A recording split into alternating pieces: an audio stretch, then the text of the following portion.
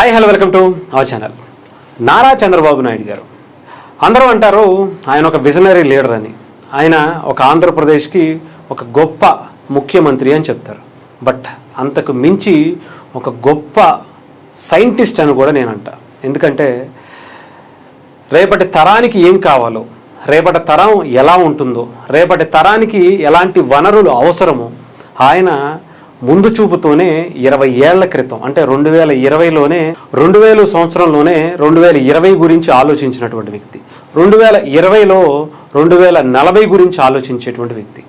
ఆంధ్రప్రదేశ్ ఎలా ఉంటుంది, అప్పటి ఉమ్మడి ఆంధ్రప్రదేశ్ హైదరాబాద్ ఎలా ఉండాలి, 2020కి ఏ రకంగా జనాభా పెరుగుతుంది, టెక్నాలజీ పెరుగుతుంది, దీనికి తగ్గట్టుగా ఇక్కడ ఉండేటువంటి యువతని మనం ఎలా తయారు చేయాలి, వాళ్ళు ఏం చదువుకుంటే మంచిది, ఎంత రోడ్లు వెడల్పుంటే మంచిది, ఎలాంటి టెక్నాలజీతో బిల్డింగులు కడితే మంచిది అని 2000 సంవత్సరంలోనే ఆలోచించి 2020 గురించి ఆయన అప్పట్లోనే నిర్మాణం ప్రారంభించారు. 2020 వచ్చేటప్పటికి 2040 గురించి మాట్లాడేటువంటి ఆలోచన చేస్తున్నారు అంటే ఆయన కూడా ఒక సైంటిస్టే కదా. ఎంతో గొప్ప గొప్ప టెక్నాలజీతో ఎంతోమంది ల్యాప్టాప్లను, ట్యాబులను, ఫోన్లను, లేదంటే మిసైల్స్ను తయారు చేసేటువంటి వ్యక్తులనే మనం గొప్పగా అనుకుంటున్నాం. మరి అలాంటి వాటి అన్నిటికీ రేపటి ఎప్పుడు ఎలా ఉంటుందో ఊహించి రాష్ట్రాన్ని దానికి అనుగుణంగా, రాష్ట్రంలో ఉండేటువంటి యువతనికి దానికి అనుగుణంగా అవకాశాలని అందిపుచ్చుకునే విధంగా రాష్ట్రాన్ని తయారు చేస్తూ ముందుకు తీసుకెళ్తున్నటువంటి వ్యక్తిని మరి ఆయన కూడా అనాలిగా. అంతేకాదు, రాజకీయాల్లో ఆయన చాలా అపర చాణక్యుడు అని చెప్పాలి.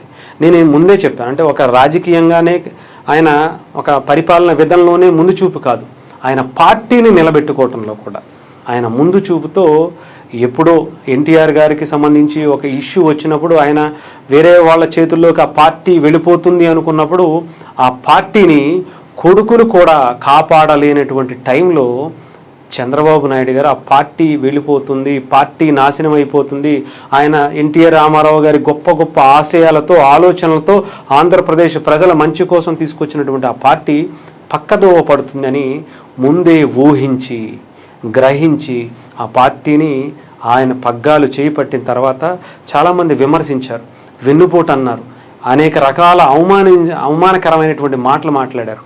అవన్నీ తట్టుకొని ఆయన కాబట్టే ఆ పార్టీని నిలబెట్టారు అనేటువంటి స్థాయికి తెచ్చుకున్నారు. ప్రత్యేకంగా చెప్పాలంటే వాళ్ళ కొడుకులు కూడా దాన్ని అంచనా వేయలేకపోయారు. ఈరోజు తెలుగుదేశం పార్టీ 2026 సంవత్సరంలో ఉంది అంటే, ఇన్ని సంవత్సరాల పాటు ఆ పార్టీ మనుగడ గడిచింది అంటే డెఫినెట్గా ఎవరు అవుననుకున్నా కాదనుకున్నా నారా చంద్రబాబు నాయుడు గారు లేకపోతే ఆ పార్టీ ఉండేదే కాదు. అందులో ఎటువంటి సందేహము లేదు. ఎందుకంటే ఆ పార్టీని వేరే వాళ్ళ చేతిలోకి వెళ్ళిపోతుంది, ఆ తర్వాత పార్టీ ప్రశ్నార్థకం అయిపోతుంది అనేటువంటి పరిస్థితి మనకు తెలుసు. అలాంటి టైంలో ఆయన అందిపుచ్చుకొని కేడర్ని అందరినీ, చాలామంది అనుకోవచ్చు తెలుగుదేశం ఎన్టీ రామారావు గారు పెట్టారు కాబట్టి ఆయన తర్వాత దాన్ని కంటిన్యూ చేయాలంటే ఆయన గెంటుకు రాలేడు అని చెప్పి చాలామంది విమర్శించారు కూడా.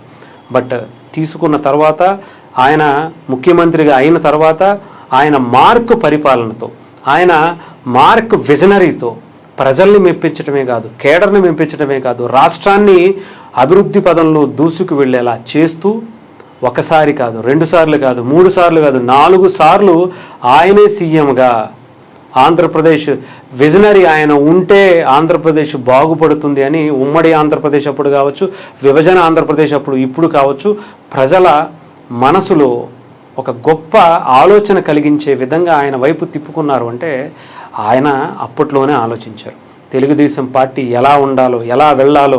ఈరోజు నారా లోకేష్ గారిని ముందుకు తీసుకొచ్చి ఆయన తెలుగుదేశం పార్టీ రేపు ఎలా ఉండాలో అది కూడా ఆయన ఇప్పుడే డిసైడ్ చేసి, అంటే ఒక 20 ఏళ్ల తర్వాత తెలుగుదేశం పార్టీ ఎలా ఉండబోతుందో నారా లోకేష్ గారిని తయారు చేసుకుని ఆయన్ని ఈరోజు వర్కింగ్ ప్రెసిడెంట్గా అనౌన్స్ చేసి ఆయనకి ఓనమాలు నుంచి అన్నీ నేర్పించి తండ్రికి మించినటువంటి విజనరీగా ఆయన్ని ముందుకు దూసుకు వెళ్ళేలా ఆయన తయారు చేసుకున్నటువంటి ఒక ప్రోడక్టే నారా లోకేష్ గారు.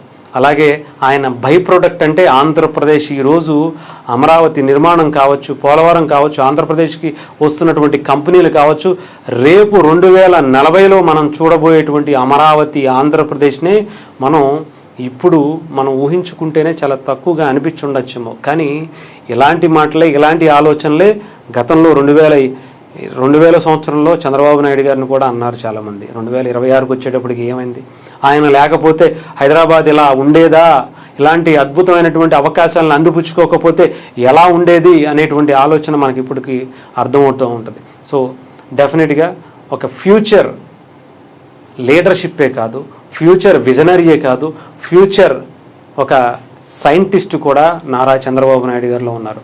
ఈరోజు ఆయన పుట్టినరోజు, డెఫినెట్గా ఇలాంటి పుట్టినరోజు మరిన్ని చేసుకోవాలని మనం కోరుకుందాం. డెఫినెట్గా ఇంకొక 20 ఏళ్ల పాటు ఆంధ్రప్రదేశ్లో ఆయన ఉంటే కనుక ఇంకొక 40-50 ఏళ్ల పాటు ఆంధ్రప్రదేశ్ భవిష్యత్తుని ఊహించేటువంటి ఒక విజనరీ, ఒక సైంటిస్ట్గా మనం చూడొచ్చు.